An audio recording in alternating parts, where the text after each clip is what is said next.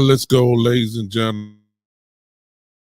Let's go, let's go, let's go, let's go. What's going on, everybody? Welcome to this impromptu um, big time show podcast that will be live because I'm not so quite sure I'll be on tomorrow. The game starts actually well before my scheduled time. And so I don't know if I'm going to do it. So I apologize for not bringing all this up so you guys can be aware of it. I usually like to kind of give people a heads up when I'm coming on, but this is impromptu. Key, what's up? For those that are on Podbean right now, appreciate you popping on. And for those that will hear this a little bit later on Spotify and iHeartRadio and Pandora and Google Podcasts and all of that, appreciate you guys giving me the download and letting me listen, letting you listen. I'm sorry to what I have to say on tonight. Won't be long. I know everybody's in the Christmas spirit already. It's cold in Memphis. It snowed last night here. We're at a balmy 13 degrees down here with a wind chill of I think 3 or 4 or something like that. I don't know. It's cold. That's all you need to know. So all y'all good people that are from the north. What's up, Coach Breelove? I see all y'all people in from the north. Why y'all send this weather down here? We're not used to this consistently here in the South. We get maybe about 1 or 2 days of this.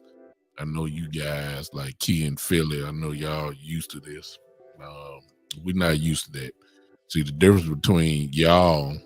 Oh, Joe, you living it up in Italy. It's 60 degrees. Joe said in Italy. Oh my goodness. You know, when you're in Philly or the northern areas of the country, you know, you're used to this. The Midwest, where snow and cold temperatures are like normal. But here in Memphis, at least, just the threat of snow will shut our city down. I'm not exaggerating. I'm saying they could say it's going to be 2 inches of snow. That's right, 2 inches. And the snow haven't even fell yet. They would shut the whole school system down. People would, I'm not exaggerating. They would shut the schools down just for the threat of snow right here in Memphis. I'm not lying. For those who live, I don't know if I got some people watching me in Memphis right now. Y'all might as well just shake your head, tell the truth. You know, I know y'all be wishing in the north for just 2 inches or something like that. Y'all dealing with 18 inches and stuff like this. So y'all just don't go to school. Y'all, it don't make no difference. But we are here to talk about possibly the Dallas Cowboys ruining just a piece of my Christmas. Yeah. Even though the game is on Christmas Eve, the game is tomorrow. I could really be upset. I could turn into the Grinch real quick. And I got a feeling that before this is all over with, some kind of way, my team is gonna tick me off. I already feel it. I just already feel it. I do. I already feel it. I ain't say we're gonna lose. I just know I know I'm gonna get irritated. I just feel it. I feel it. I feel it. I feel it. That's why I spend time with my family today. Just just doing what we do and all that kind of stuff. You know, because tomorrow I already know I'm gonna be in a foul mood. I already know it. I already know. I know what some of y'all saying. Well, preacher, Jesus is the reason for the season. He is. Ain't no doubt about that. Ain't no question. I'm gonna have to think about him too, because if I start thinking about the Cowboys, I might have a serious issue here. Now, y'all stop laughing at me. I already know some of y'all laugh. I know. Because some of y'all got this feeling too. Because the Cowboys are Slowly, y'all share this. I'm sorry. Y'all guys go ahead and share this if you will. I'm sorry for saying that. If you don't mind, um, if you don't mind, we share it for your boy real quick. I'm on where am I? I'm on hello to everybody on Kia, if you're still here, please help me out because I never get this right. This TV that we're on, who am I talking to? Man, I don't know if nobody's watching there or not, but who am I talking to on the TV? How should I address them other than saying these are TV folks? uh Help me out, Key, if you're here. Let me know. We're on Tiki Live. Thank you. I don't know, but let me stop that. We're on Tiki Live. We're on Tiki Live. Now, I don't know what Tiki Live is. I don't know what Tiki stand for. Somebody, if you don't mind, put the website in here, Key, so they can. I want somebody here to go and check out Tiki Live and comment from there. You know, when I'm looking at the comments, I can see where you're coming from, like Eastside Harold. He's coming from YouTube. Joe is coming from everybody else is here on Facebook so far. You got to find it, okay? So if you find it, can put it up here for me if you don't mind. I need somebody to go there and just say something. I don't know if it allows comments. I don't think I've never had anybody, at least that I know of, watching me from there. Could be not. But help me out here for those. I just want to see. Now, let's go ahead and let's talk real quick. Y'all share this if you can. Let's try to see if we can have an honest discussion tonight about our beloved Cowboys tonight. All right. Let's go to work here. Number one. The Dallas Cowboys gave Jalen Hurts a week off. Okay, Roku TV is coming up next. This is my secret executive producer of my show. Is always in the background. Call her whenever I need her. This is Key Williams. Excellent. She made, y'all see this little big time show behind me here? She made that for me. And she's dynamic in the thumbnails and all that kind of stuff. So she's dynamic. Key, you gotta make me something else too, because it's getting kind of old now. So I gotta spicing it up a little bit, you know. Appreciate it. First of all, let me say this real quick, y'all. I'm a little irritated right now. I am. I'm gonna tell you why. Because I got some news today about Anthony Davis. I just got to put this out. I ain't doing a Lakers show yet. I don't feel like doing it. I ain't. But Anthony Davis he just is old. I mean, good Lord, can he play 40 games in a year? I mean, I know that I'm going to talk about the Cowboys in a second. But I've been just like, this dude, man. Is his body made out of notebook paper? Oh man, good God. I mean, if you blow on him, he's subject to tear a ligament. I mean, seriously. I'm sorry. It's just what happened as they say his foot tore up now. And I ain't got his foot is messed up, got a stress fracture in his foot. Well, where you get it from, Anthony? I just started walking. Wait a minute, Andy. You didn't get your foot stepped on. You didn't trip over the no. What happened? I just got out of bed and just walked to the bathroom. Next thing I know, I need surgery. He is so fragile. I mean, he really irritates me. We need to get rid of him. That's enough of the Lakers. I'll come back to that later on. Exactly, Keith. That's what I said earlier in the chat group.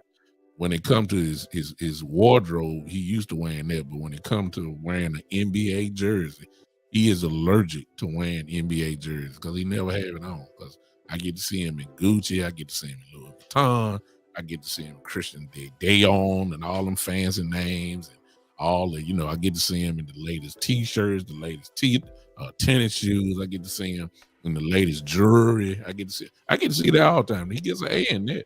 He's all NBA wardrobe. First team, all NBA wardrobe. That's him. When it comes to putting the jersey on, though, you might get about 60 games. Even 50, 45, 50 games. That's all you're going to get out of him. We need to trade him, man. He's ridiculous. Okay, end of that. Dallas Cowboy talk. Here we go. Joe, he's not playing. Sam Williams is not playing tomorrow. They've already ruled him out.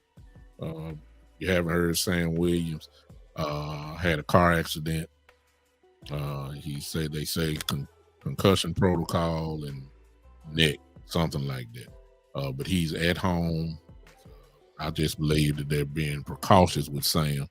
I believe if this was playoffs or something like that, I believe he'll suit right on up. Kind of remind you of Jalen Hurts tomorrow. If the Cowboys would have won against Jacksonville, Jalen Hurts would be playing tomorrow with his sprained shoulder. Some say it's the AC joint, whatever. Jalen, the reason why I know, because he played when he hurt himself in the game last week. After he got drilled into the ground, his shoulder first, he played the rest of the game. Matter of fact, he was throwing the ball. I'm talking about deep. So it wasn't a question if he couldn't play, because he played, because the game was close against Chicago at the time. So he could play. And I'm quite sure another week of rest and, whatever they do there, if it was that bad, he wouldn't have finished out the game last week. So I have no question in my mind Jalen Hurts can play. It's just that the game, really, to be honest with y'all, standing-wise, I really just don't think that it really means anything to the Eagles. It's just that simple.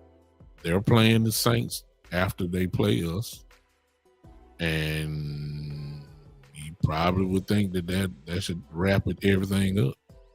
So why not get 2 weeks worth of rest?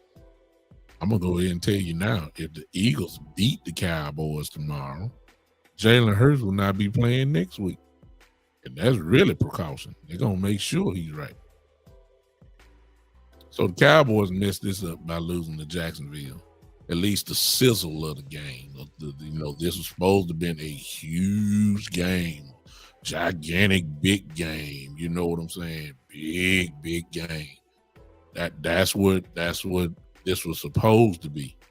But they got a 3-game lead over us.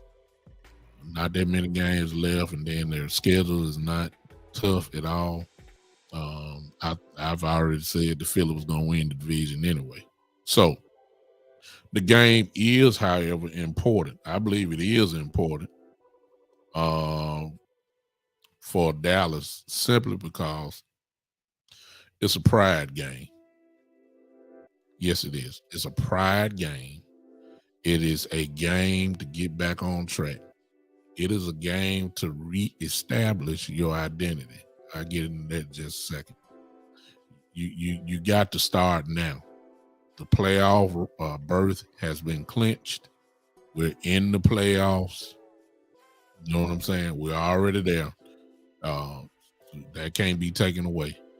But what need to happen in these last 2 to 3 weeks, and to be honest with you, it starts tomorrow. You have to reestablish yourself, because we done got kind of, as we always do, we get kind of veered off. And I don't understand why, but it's just the nature of the Dallas Cowboys to go against what has been working.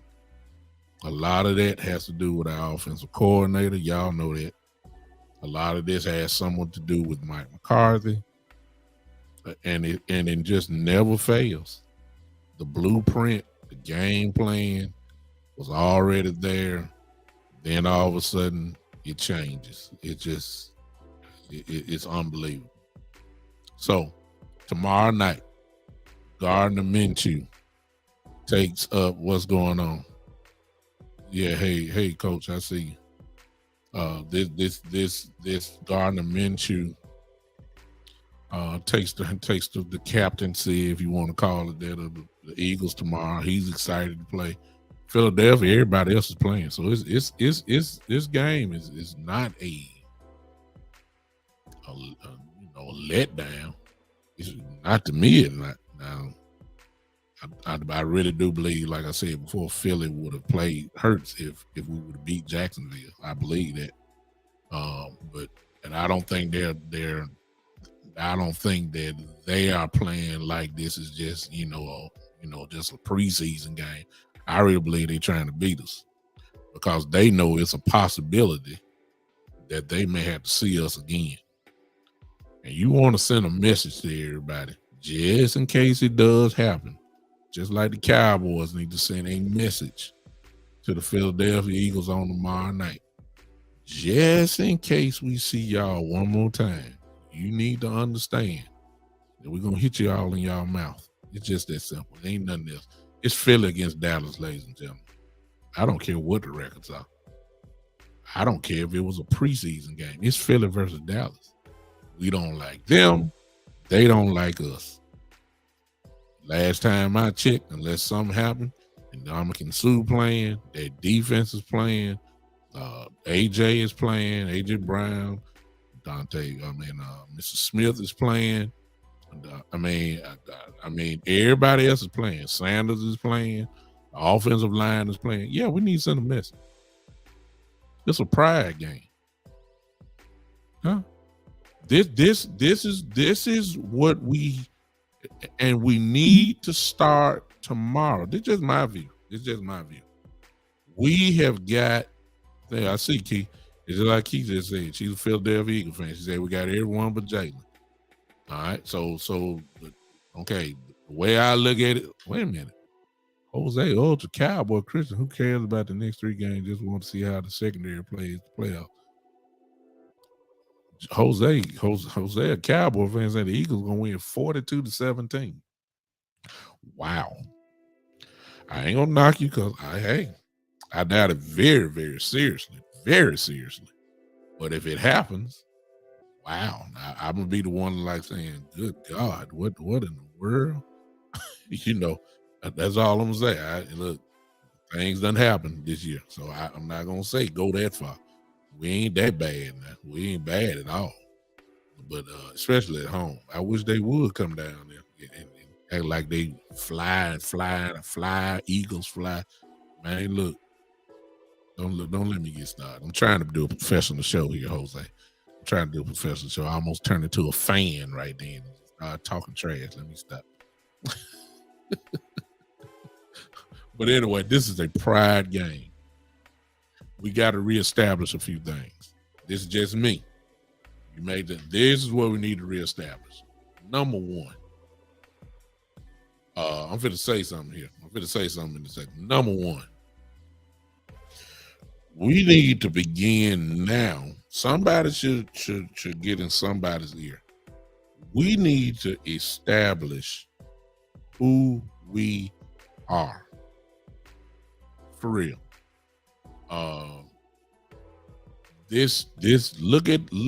Look at your players, and it will tell you what type of team you're really supposed to be.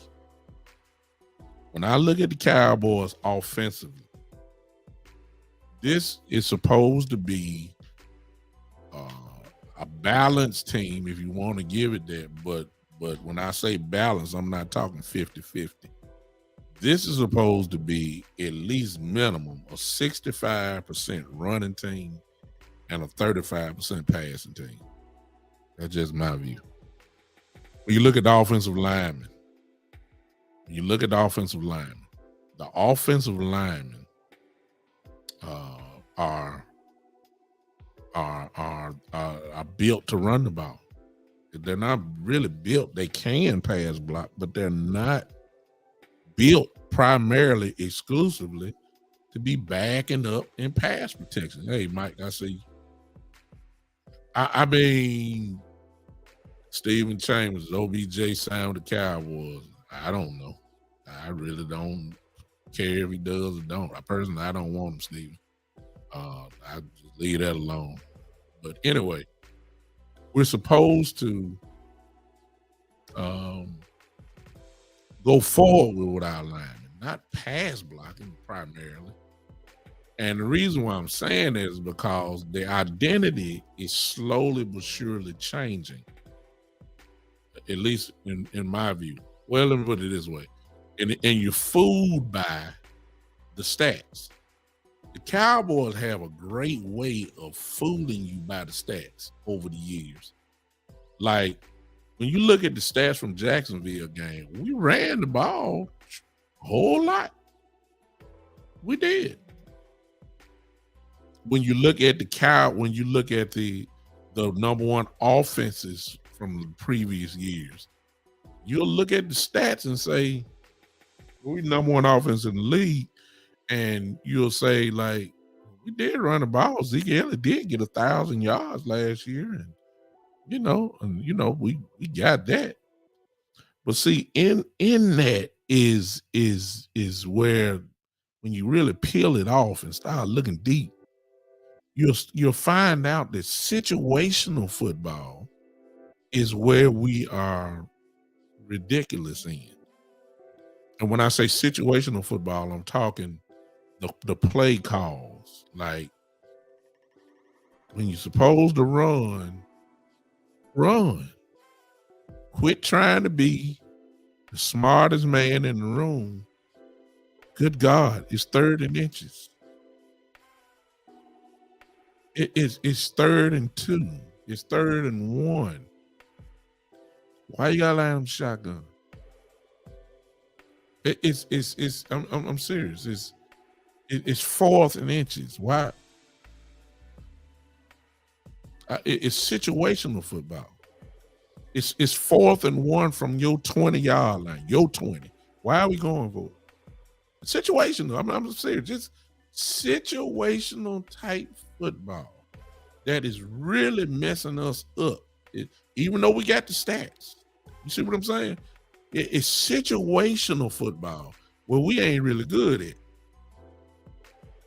The Cowboys they make you scratch your head like, why you do that? Why you do that? Why you do that? This is where we are. This is where we're lacking a little bit. So we need to reestablish. And the reason why I'm saying it because I don't know if we really know who we want to be. See, I don't have to question that with Kellen Moore.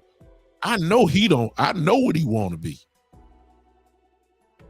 And that's a passing offensive coordinator. He's allergic to the running game. Watch this. Even though the stats are there for running, he really don't want. I don't know how many times we got to see it. He just. And this is what I'm worried about going forward. See, we got to establish ourselves. When I look at this offensive line, especially as long as Tyron Smith is healthy, and I got Zach Martin right beside him at right guard, and I got Tyler Smith, and I got McGovern there. I know what I want to do with this offensive line. You see what I'm saying? These next few games, you got to go ahead and for whatever it's worth, whatever you got left, you got to get an identity. You got to get an identity. I ain't saying you can't pass the ball. I'm not saying that. I'm just saying we need to become at least the best we can, a dominant this is what we need. We need to be a dominant offensive line for about the next 5 to 6 weeks. The only way you're going to do that unless you go forward. You got to let these guys hammer some guys. You got to do it. It'll open everything else up. If you want to pass it, fine. Play action, be wide open. That's good. But you got to establish these guys. Therefore, the play calls have to be called that will establish them. Going backwards ain't going to establish them. Pass blocking all of it. It's just not.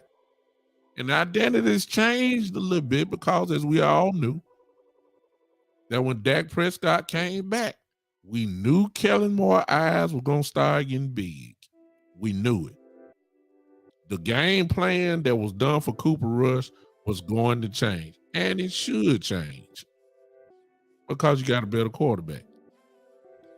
It should change, but not to the point where we just shotgun and trying to get Dak in rhythm. No, forget Dak. Forget Dak. Don't put Dak in no rhythm. Get this offensive line in rhythm. The game plan should be Dak Prescott throwing between 23 and 27 times a game. The number should be Ezekiel Elliott and Tony Pollard getting almost 30 carries a game. That's what it should be. That's what it should be.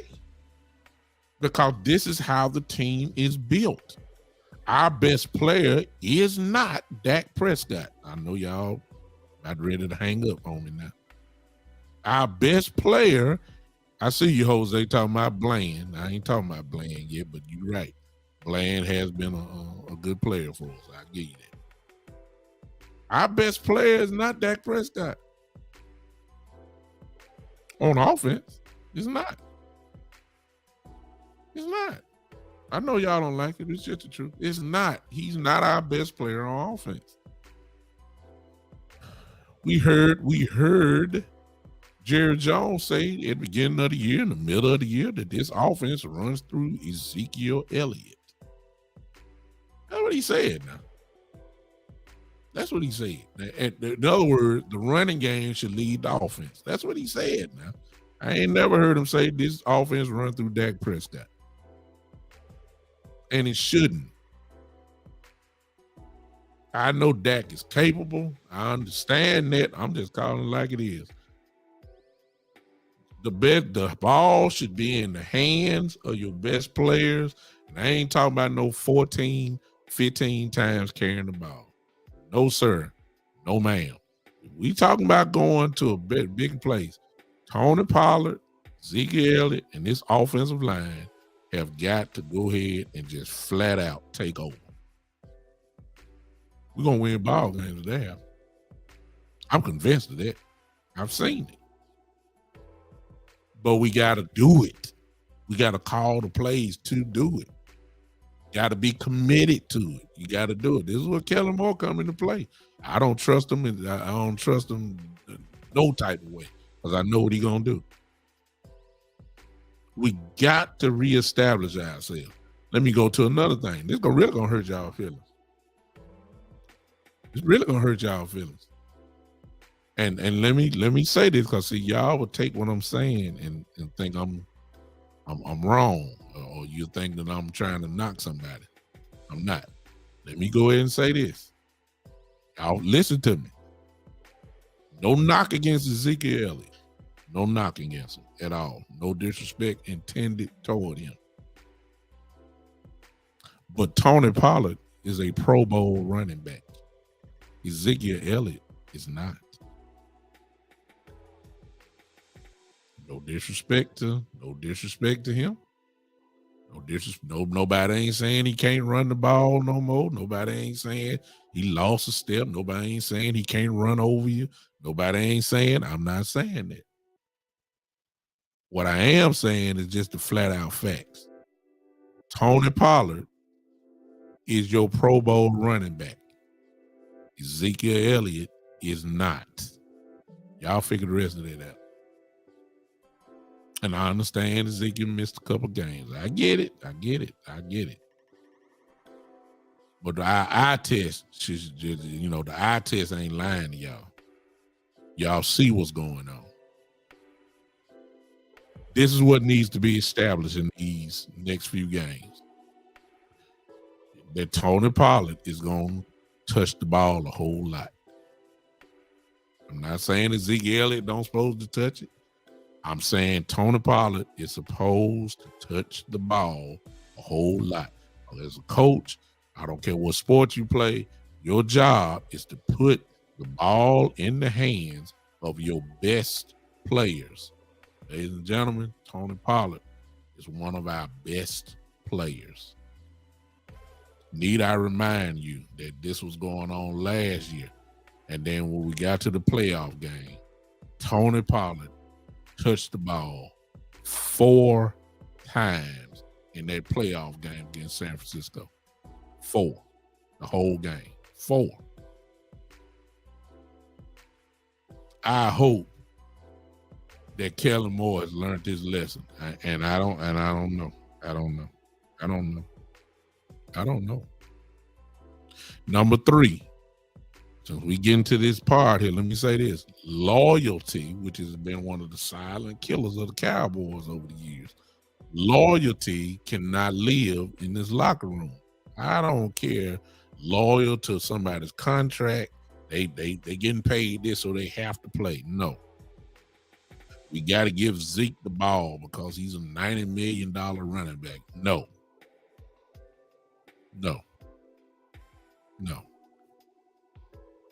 Loyalty to a draft pick where he was picked in the 2nd or 3rd round. He has to play. No. You want to win? Put the best players on the field. Loyalty don't count now. Well, at least it shouldn't. If Tony Pollard is busting folks, give him the football. I'm not saying that Tony Pollard's supposed to get it 20 times and Zeke only supposed to get it 10 or 11. I'm not saying that. I'm saying that when you're getting to this point of the season and you're in the playoffs, the ball is you got to reestablish it because we starting to kind of shift a little bit now, and we're shifting in the wrong direction. You got to reestablish this thing offensively. This is what's going to have to help us. We got to do this to help us. Tomorrow, that's what we need to see. I don't care nothing about Ndamukong Suh. I don't care nothing about Fletcher Cox, and I don't care nothing about who their linebackers are or whatever. It comes a point in a time where it's just simply time to get physical. Not finesse, physical. If you run the ball, you only get 2-3 yards, good. Stay committed to it. I don't want to see Dak Prescott throwing the ball 35 times tomorrow. Not that he can't. I just don't want to see it. It's time it's December, y'all. It's physical, smash mouth football time. All this little pretty stuff. Look. Because see, you're going to have to go on the road in the playoffs. The way that it's set up now, whoever the NFC South representative is, everybody thinking it's going to be Tampa. They think Brady just going to pull it out, and he just might do that. But if it is Brady, guess what? You're going on the road. You're going to see Tampa. They're physical. They have a physical coach. They have a physical defensive-minded coach. Okay? If it's San Francisco that we got to go see, well, y'all already know what time that's gonna be. That's about as physical as you gonna get. See what I'm saying? If even let's just say Tampa don't win it, if it's Carolina, they're physical. I know y'all don't watch Carolina. I'm telling you, they're physical. If it's Atlanta's more finesse, but we got to go on the road to go see them. See what I'm saying? So we got to establish ourselves as somewhat, at least in some areas, as dominant. Not good. I'm talking about dominant. And we have the roster. We got the talent to be dominant. You got to do it tomorrow. It starts tomorrow. Therefore, the game is majorly important. We need to send a message to Philadelphia. I see, once we get through with the first round, the second round, you're probably going to see Philly. They need to understand, we're going to hit y'all dead in y'all mouth, in your house. It need to be understood. It needs, y'all, and see, some of y'all looking like, oh, where the game is like. Look, this is a man-on-man game tomorrow. So, Fletcher Cox need to know that Zach Martin is going to move you as a one-on-one matchup. Brandon Graham need to know that Tyron Smith ain't going to let you get by him. Y'all see what I'm saying? And Dominican Sue. And Dominican Sue need to understand that whether it's by combo block or whether it's single up, Biotish and McGovern gonna hit you in your mouth. Do y'all see what I'm talking about? Look, this is pride. It's a pride game. Somebody need to understand we're gonna hit you in your mouth. Defensively, tomorrow, I got a feeling that Minshew can throw the ball. I'm just calling like it is. Minshew ain't no trash at all. I believe there ain't gonna be too much of a change in their offense other than him running. Jalen Hurts runs the ball. Minshew not gonna do that, but Minshew can throw it. And then the running game they have, I believe they gonna run. They gonna run the ball. Somebody need to. I don't know if we capable of doing it or what, but somebody on this on this defense need to stop the run tomorrow. Somebody need to be ticked off. I mean, everybody talking like we can't stop a nosebleed. And the stats say we can't stop it, but somebody need to do it tomorrow. They got a good line. Their whole line is playing tomorrow. They need to understand. Look, they need to understand it is not going to be easy. They really do. They need to understand that it's not going to be easy tomorrow. So buckle up your chin strap and let's go. Now, we got question marks. What's going to be interesting is two things for me. I'm not worried about Diggs. Diggs is probably going to go get A.J. Brown tomorrow. If A.J. beat Diggs, then so be it. I really is going to be between, Devontae Smith and whoever that tight end is tomorrow. I think Goddard is back. So that's who I think is where the real problem might be, if there is a problem, because I'm interested to see how Dan Quinn would start off with the cornerback position, the number 2 cornerback. I don't think it's going to be Boss Man. I don't. They activated the 2 cornerbacks that we got. I would assume that they're going to have a role tomorrow. They got to find it. So the only way you're going to find out about these guys, you got to play them. Mullen and the other guy. They activated them out of the practice squad. I believe it was today or yesterday, one or the other. They got to let them play. And we do need to find a cornerback that's going to make a play. Kelvin Joseph didn't make one play. One. I don't remember. I've seen him give up a whole lot of plays, but he didn't make no plays.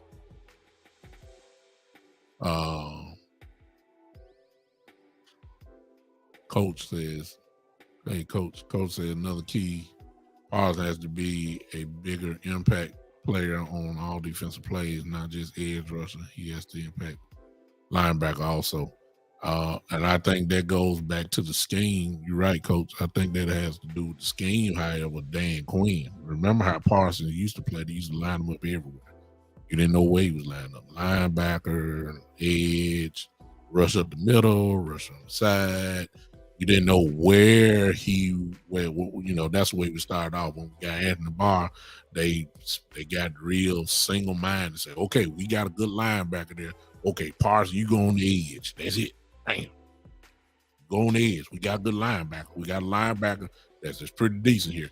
Okay, you just go to the edge. That took away everything. So then they started scheming and running straight at him. So I agree with you, Coach. But that has to do with Dan Quinn. Parsons gonna be an impact wherever you go, whether this they double teaming him or they're supposed to open things up. So it's gonna be interesting to see how Dan, at least from what Coach Marv was just talking about, it's gonna be interesting to see how they will line him up. I think so. And he does. It's time for him to take over. This is the time, just bottom line. Big time players make big time plays in the biggest moments. This is almost the moment time now. You want to be known as a dominant football player, you got to do it when it really counts. This is just about his time now. Since everybody believe he the man. Everybody say he's second coming of Lawrence Taylor and all that kind of stuff. LT did it in the biggest moments. Dan Quinn has to get him right. That second cornerback position though is going to be a big one. That's going to be a real big one. And we don't have too much time. You ain't gonna find out. Everything you need to know. You see what I'm saying? And the only way you're gonna get to do it unless they play. But let me say this: we need to go and find out who we want to play there and go and lock in, because experiment. We ain't got time for experiment. We don't have time for that. We need to go on, lock them in, and let the person play. And let the person make the mistakes. Let the person either make some great plays or we need to find out. We ain't got time to be switching in and out. Well, you got this series, and you got this series. Then boss man, you get this series. Then Deshaun, you get this series. No, we ain't got time for all that. Lock in on somebody, let them play. Seriously. We got to find out, because it's almost time. You gonna get? I tell you what, this is a good team to get tested on. Cause they daily from three, from all they wide receiver core is pretty good, including the slot guy. This is where we find out. Now, somebody mentioned Bland earlier. Now, from what I've seen, and this is what I've seen, Bland is a better inside cornerback. I ain't saying he can't play outside. I'm just he's also an excellent tackler. He also blitzes. He's better inside. That's where all his interceptions really coming from. He's excellent inside. I don't know how I'm not saying he can't play outside. I don't know. But let me ask you this: for those that want Bland to play outside, okay, if you do that, who's your inside cornerback? Oh, I get what you're saying. Most of y'all probably saying, okay, when we run a nickel or run a dime, Bland go back to the inside. But who you gonna have outside? Because that's where the ball going. If it's boss man, do you really want boss man to be out there on the island again? We already know how that's gonna turn out. See that if boss man is on the field, that's where I'm going with football. So it really ain't about Bland. That's what they were doing last couple of weeks. Wherever boss man was, they were going straight at him. And boss man didn't make a play. He just didn't. So that's I hope that the guys that are getting ready to play tomorrow, I hope that they can make some type of plays tomorrow. That will give confidence back. It's about who's that number 2 cornerback, and can we finally somewhat stop the run? Can we beat a opportunistic defense, just in case we're not stopping the run, but in situations, 3rd and 3, 3rd and 2, can we make a stop? Yeah, give us the ball back. Can we be an opportunistic type defense if we can't be dominant in the run? Can we be opportunistic? Can we get the turnovers going back again? Merry Christmas. What's up, Shane? These are my questions that I got. What's up, Smoke? I see you, Miss Smith.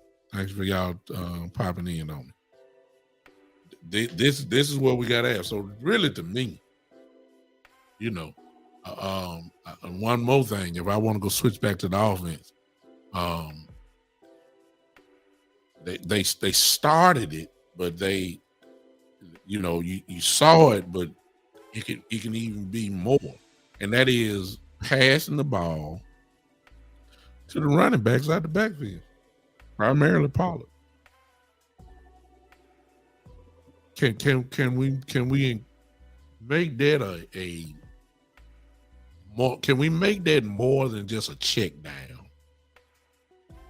Can I get Pollard, because Pollard can do this. Can I get Pollard, even though I don't see it in the playbook? I'm just saying, if you did him like this, he'd be so effective. Can we, for those that are old enough to remember, can we treat Pollard slightly like Marshall Faulk used to get them plays? Oh, you ain't got to go back to Marshall Faulk. Can we get Pollard to get the kind of plays that Dalvin Cook from Minnesota gets in the passing game? You see what I'm saying? Highly effective. Can we start that? If we're gonna pass it, some of this stuff ain't got to go all the way down the field. You get Pollard on a linebacker, open space, he gonna get loose. Throw it to Zeke too. Can we incorporate that other than just being the fourth option? See, I mean, can we get some Texas routes going? Just in case y'all know, their running back is in the backfield. Let's just say in the shotgun with Dak. You got Pollard right or left side. He goes outside the tight end or the tackle, whichever side it is. And he runs kind of like a run out, then cut back in right across the middle. It's kind of like look like a V, a upside down V. Y'all know what I'm saying. That's a Texas route. I mean, that's dominant type stuff. Y'all ain't seen the screen pass on the wild average. No. When the last time y'all seen that world famous screenplay that we ain't done in a long time? Can you imagine Pollard with that? See what I'm saying? Little simple stuff. Y'all want to get Dak in rhythm? There you go. I understand T.Y. Hilton's supposed to be playing. Listen, we ain't got to force nothing. If it ain't there, it ain't there. We ain't got to try to look. Forget the loyalty. You understand? Forget the loyalty. Look, Dak Prescott, let me tell y'all something. Dak Prescott, when you go to watch his old Mississippi State tapes, Dak Prescott was obviously a running quarterback. But here was his passing plays. Let me see what's Coach Marv, you right there already on me. Here I come. I was just about to say it. When he was at Mississippi State, he passed the ball primarily as tight ends. That's it. That's where he gets his rhythm from. Because usually them guys are open. His confidence grows. Oh, yeah, Schultz, every time Schultz get it, one-on-one, Schultz catch the ball. When he throw it to Ferguson gets it. Hit the shot. It's been open. I mean, line that up.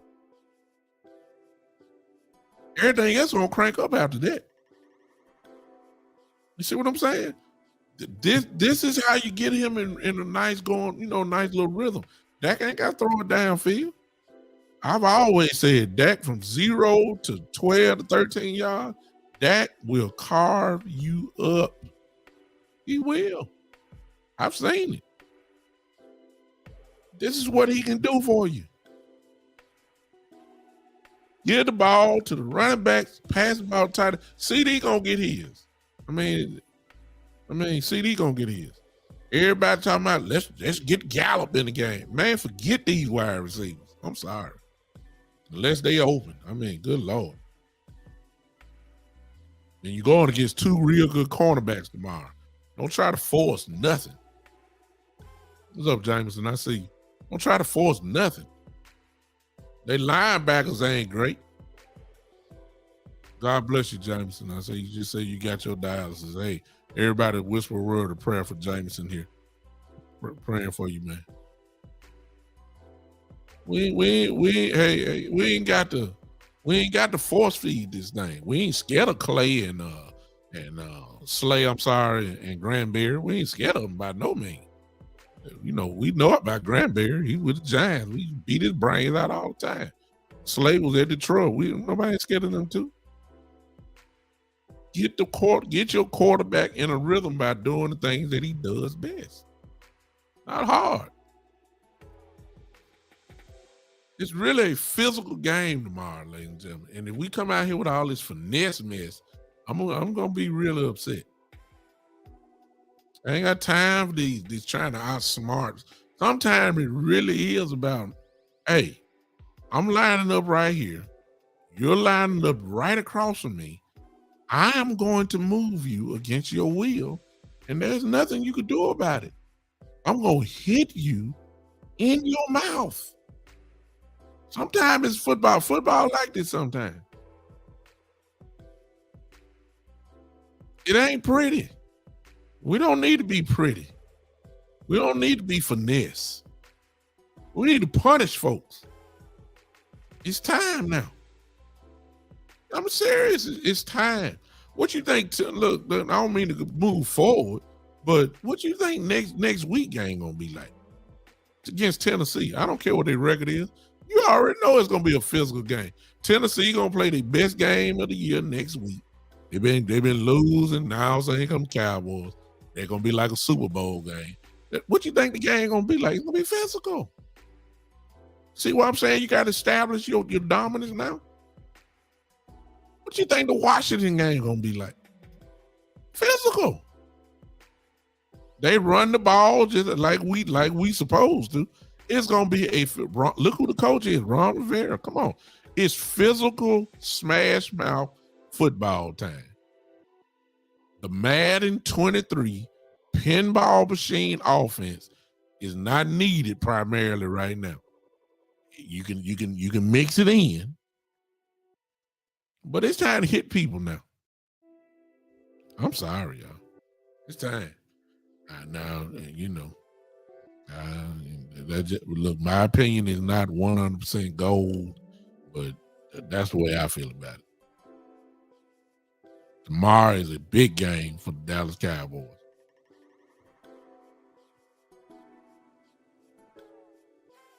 I'm sorry about that, James.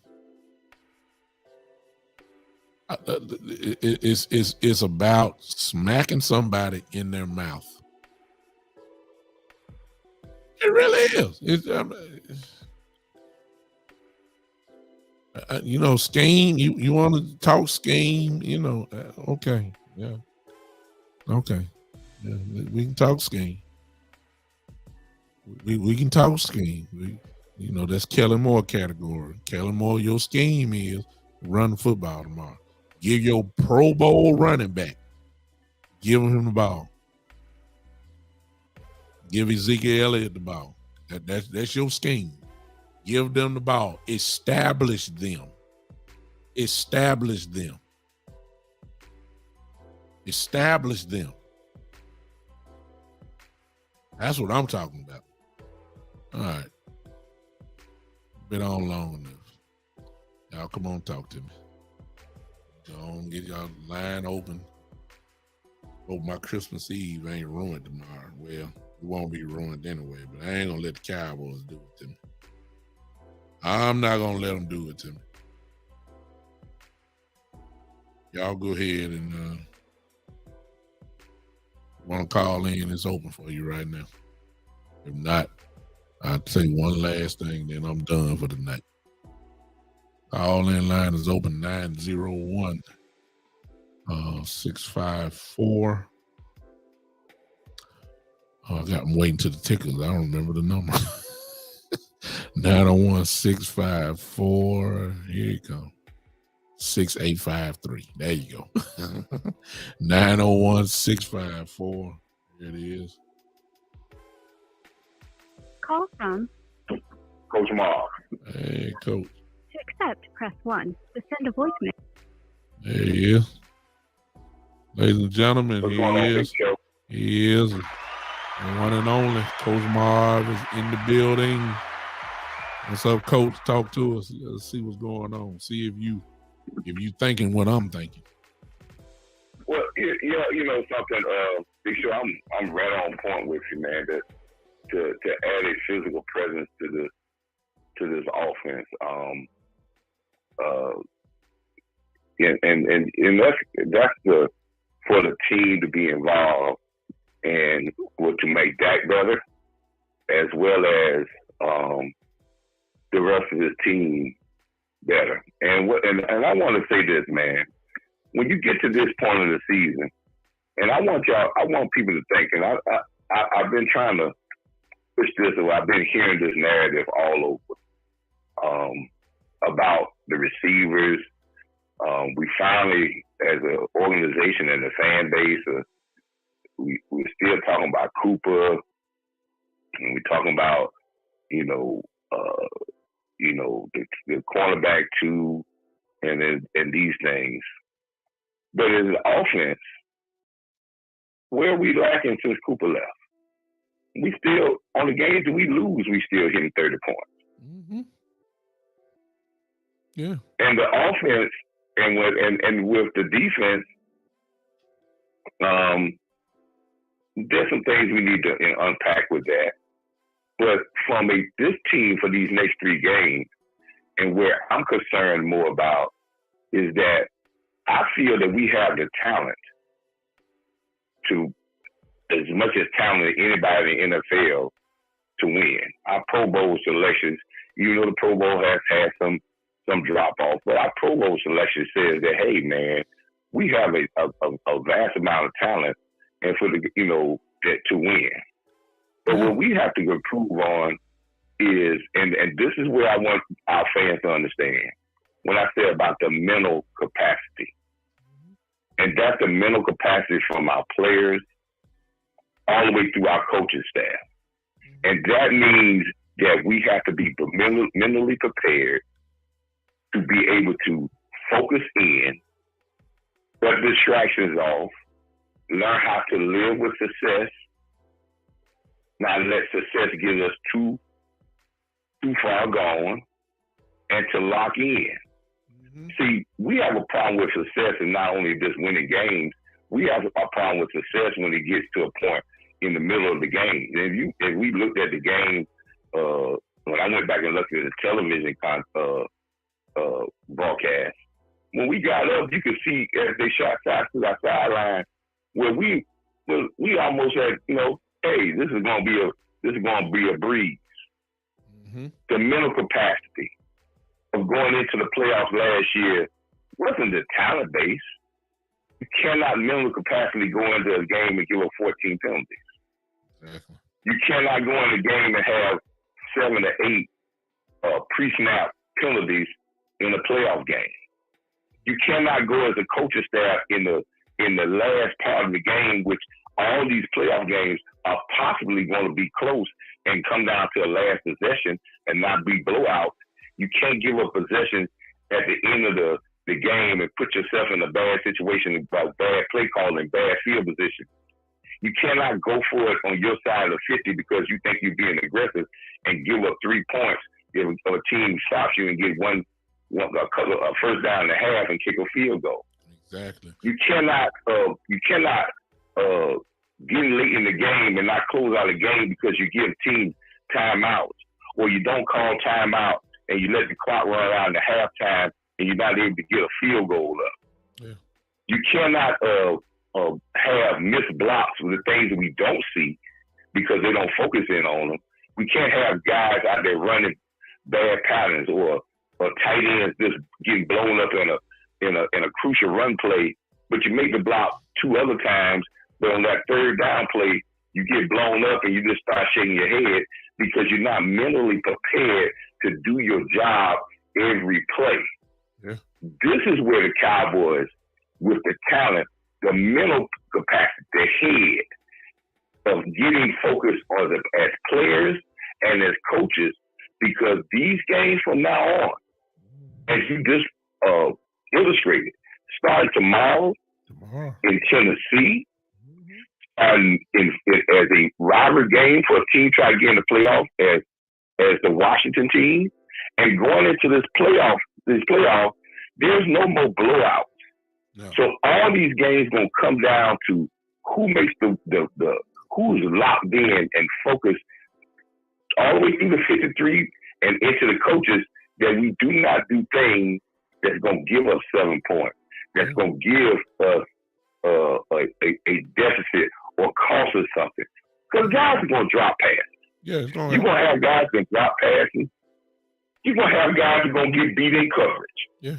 But you can't beat yourself in the mental capacity of plays that you should make, blocks that you should make, defense not being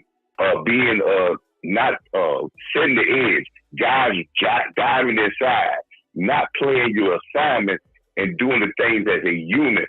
That is where our Cowboys suffer in these big games, and the coaching staff with their erratic play calls. Exactly. These are the things that I want to see if we could get mentally focused and handle success. See, let's say we go out and we blow Philadelphia out. Then there's another test coming up next week on Thursday night. Are we going to have the mental capacity to come right back in that game?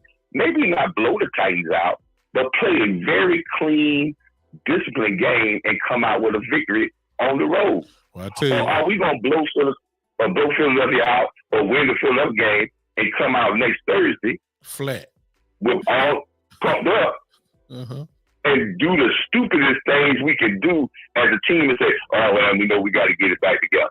Yeah. Mental capacity promotes consistency.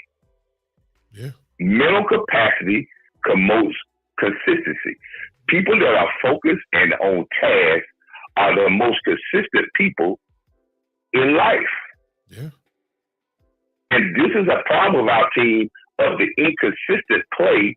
And then when we talk about our coaches, the inconsistency in our offensive play call. Yeah. Because that's a mental thing. I need this coaching staff to be mentally locked in about what they want to do, what's working, and to say, we're going to impose our will. We're going to make what we do work, and we're going to trust the strength of our team, and we're going to instill that, and we're going to go, if we go down, we're going to go down for what we believe in, what we do good. We do good. I'll do it our way. Exactly. That's right. So this is where the championship teams are built. And that's what I mean when I talk about the mental capacity, because I'm not worried about the talent. The talent is there. Yeah. Can we focus in? And that's another comment I made about the defense. When I say I need Michael Parsons to be a bigger impact on all, and I'm going to say again, on all defensive plays. Because when you earmark him at defensive end, he's important, he's an impact, or he can be an impact player maybe on 20% of the plays. Yeah. Because what you'll do as an offense, if you run away from him, he's not an impact. If you double team him or throw a short pass, he's not an impact. Yeah. I need him not just to be just an edge rusher. I need him to impact the game from the second level as well as the front line level, because that is what makes him what he is and makes him unique as a football player. If we consider him an edge rusher, he is not the most unique edge rusher in the National Football League. Yeah. That goes to the Bosa's of the world, because that's their forte. Yeah. But Michael Parsons, being a dominant force and an impact player in the run game, being an impact player in the passing game, being an impact player on maybe one wheel right that he knocks the ball down, maybe being two plays, maybe one play that he knocks the ball down in the middle of the field from a running back, maybe 3 or 4 plays where he cuts through and catch the sweep from inside out and make a play for a loss. And then Weller's getting on the outside and maybe giving you 2 sacks and some hurry. Mm-hmm. Now he's impacting the game in so many areas that he makes the offense fearful. Yep. But just as a pass rusher, if I go short game and get the ball out of our hands, we go RPOs. Now he's a guy that's setting the edge. Now he's a guy that they're reading off, and he's not gonna make the play because if he comes at the quarterback, we get the ball to the running back. If he go to the running back, the quarterback keeps the ball. Now he's not an impact player. Now you have turned him into a role player. Exactly. And I don't want him to be a role player. I want him to be an impact player, and I want you to put him in places where he can be an impact on not just 20% of the plays. Oh. I want him to be an impact on 60 to 70 plays where you have to, every play, you have to really find him and not let him blow the play up, because now we got enough good defensive guys for them to be successful. Yeah. Last comment I made about the tight end. If we look at our offense this year, people, and I just ask the people out there, every time we have thrown the ball to our other tight ends, it has been a big play. Yep. He has tremendous confidence throwing the tight end. Ain't no doubt Yeah, about that. every time we throw the very few times we threw the ball to Ferguson, the few times we throw the ball to Hendershot, there has been big plays. Yeah. Because the second tight end is the hardest guy to cover in the defense. When you have tight ends and running backs catching the ball, you give them the least amount of coverage. And if they're athletic and run good patterns, they when they do catch the ball, it will be big plays. Oh yeah. You don't have to. I'm not saying to go and flood them with 100 plays, but I need those tight ends to make a 2 to 3 impact plays a game. And if they do that, you're going to see eventually the CeeDee Lambs, the Michael Gallup, even the T.Y. Hilton get space to make big plays. I want to set the table with a physical presence with running the ball to allow CeeDee Lamb to make the plays I know he can make, which are big plays. Mm-hmm.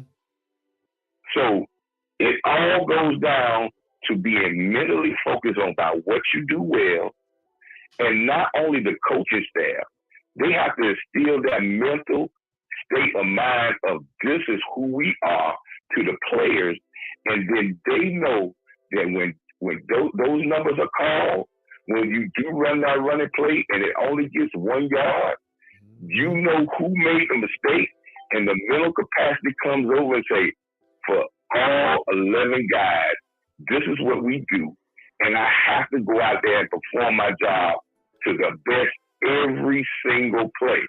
Because if we get to that point mentally, coaches as well as players, people will be standing in February with a 6 championship, because it's not going to be no blowout games from now on to Super Bowl. Mm-hmm. It's going to be knocked down, drag out. There's going to be some plays that's going to get made on us. We're going to have some interceptions. We're going to have some guys make some plays on us. Yeah. But the mental capacity of the teams that make the less mental mistakes usually are the teams that are standing at the end with the Lombardi Trophy, saying that they're Super Bowl champions. We have the talent, people. I want to see this team that blot out all with the front office with all distractions, blot out all with people talking about this guy ain't that, this guy ain't this guy ain't that. Yeah. Focus in, become a unit of 53 strong, and play football. And when you make a mistake, I want to see us get back the next series and get right back on rhythm, because we're gonna have some hiccups. No question. But this is where I want to see our team grow. Let me ask you this, Coach. Since I know you read, I know you and spoke the whole word, which is perfect. But let me ask you this: how much, since we both saying what we want to see, how much do you want to see? Because, see, there are certain things that you can do to kind of force physicalness, if I could say that, which leads me to this question. How much do you want to see 12 and 13 personnel? 12 and 13 personnel, it goes back to what I was saying about throwing to the other tight end.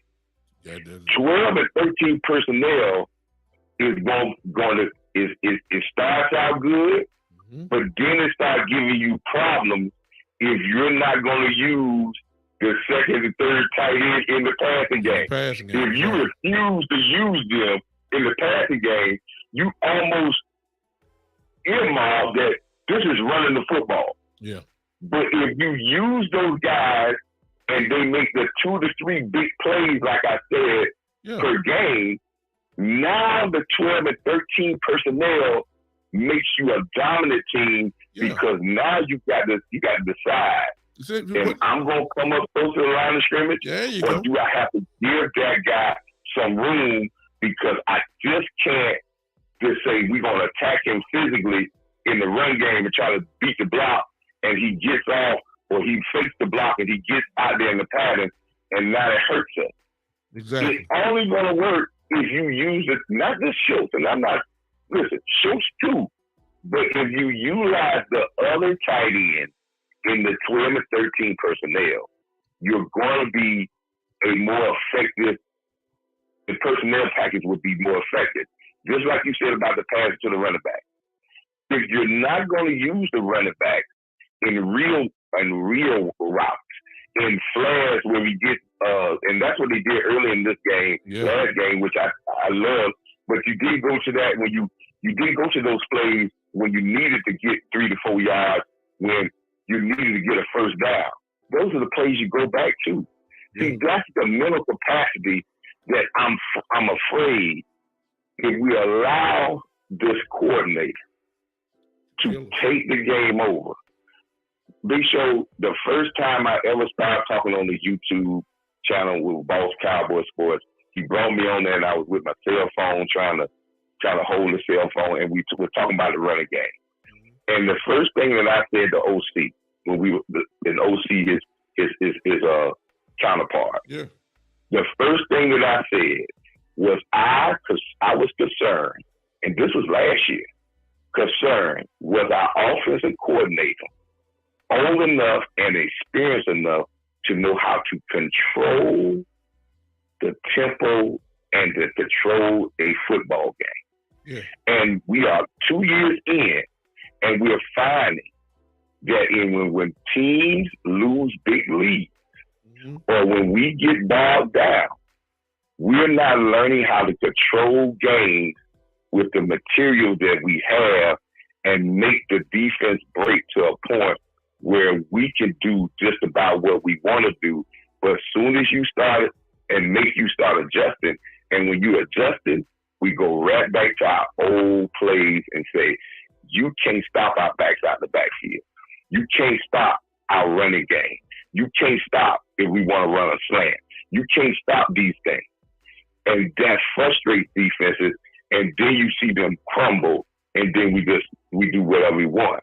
Yeah. But he doesn't know how to control the game because he's too busy flipping through the pages of his playbook to find out, like he's flipping through like they flipping a Madden game. When they start click, click, click, click, click, click, click, click, click, and he said, damn, that looks good, bam, I run this. Oh, this looks good, bam, but if I run this, we hadn't ran this all day, bam, let's do this. Yeah. And he gets us out of a flow. And when he gets us out of a flow, we get out of rhythm.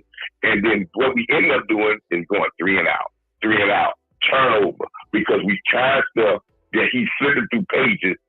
And then we'll get a long drive again when he go back to what was working before, because the mental capacity of knowing how to control a game.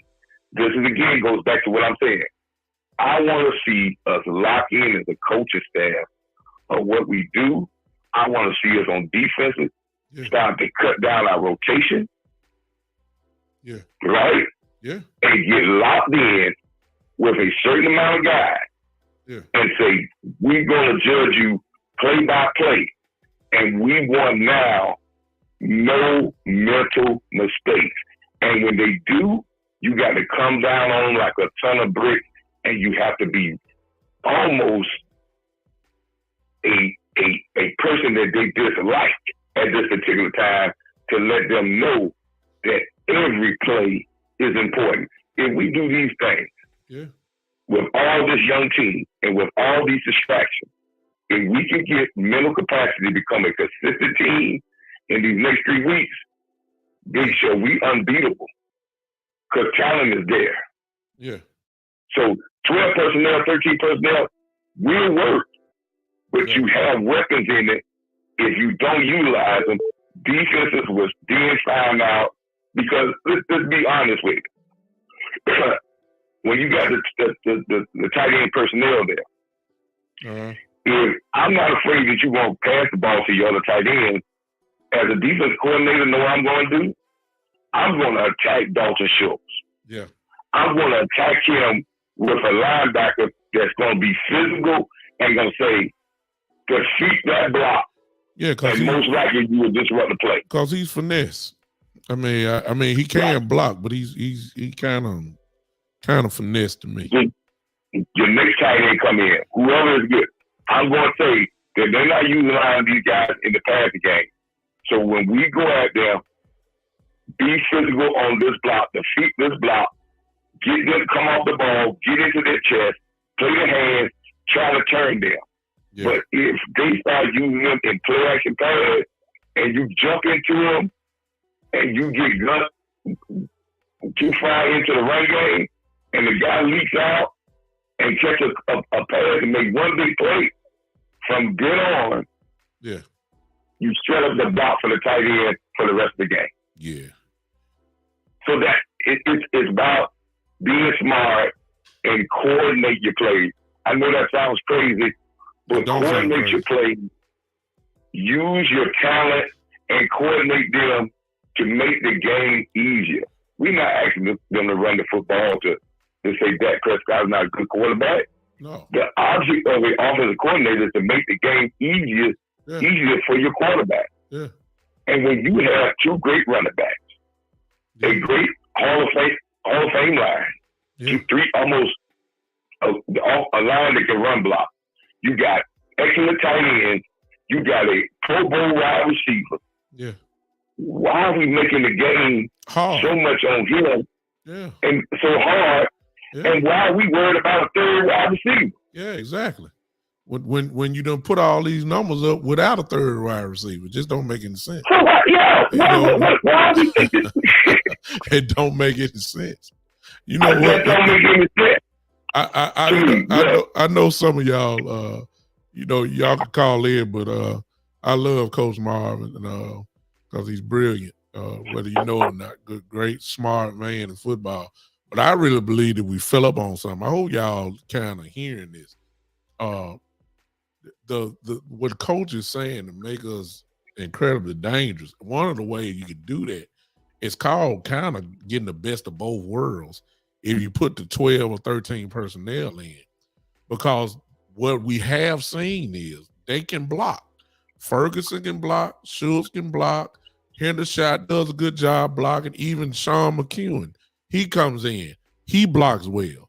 The running game is there. However, if you mix some of that stuff up with some little play action going, this offense will go completely crazy if you do that. Right now, we've gotten to that rhythm, as Coach just said. We've gotten to that rhythm when you bring them in and everybody know you're running. What happened when Dak pulled that thing out of play action? It's going to be wide open because everybody's going to be somebody. I mean, it's going to be, and it ain't got to necessarily go to CD. It don't have to go. It just don't. It can go straight to them tight end. They're going to kill them up the middle. This is simple football. Plus, you got the ability to run the ball with them 3 tight ends in or 2 tight ends. It's very simple. You got, listen, ladies and gentlemen, it's not hard to figure out. Listen, you got Zach Martin as your right guard. You got Tyron Smith as your right tackle. What happened when you put the 2 tight ends beside them? Good God. I mean, hello. You are going to knock folks' heads off. It's not hard. It's not hard at all. I don't understand why we don't run the 12, 13 personnel. I mean, I know we got to give them good looks, but I'm saying, look, this is a go-to type of formation that I don't think nobody can stop. I just don't think so. I want to say one other thing, Big Show, one other thing. And this is about your star players. When you get in moments like we got in this last game, right? Yeah. They got to step up. You put the emphasis.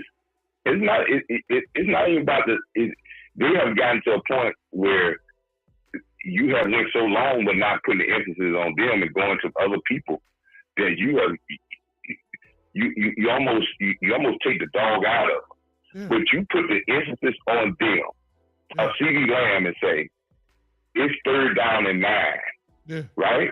Yeah. I'm gonna run this play for you. We're gonna find our best play to get you open, and we're gonna get you the ball And now the emphasis is on him, and if he knows that that's coming to him, you will see the dog come out of him to get where he needs to go and make the play. You can't do that with role players. When you do that with role players, two things happen. One, they're not the top guys, and you may have a hiccup there. Two, you take the dog out of your dogs. Yeah. So when it's crucial, Harlan, Ezekiel Elliott, CeeDee Lamb, Dalton Schultz, we're going to win imposing our will with these guys. Yeah. And we're going to tell them as a coaching staff, if I was a coach, I'm going to tell them, you got to make the play.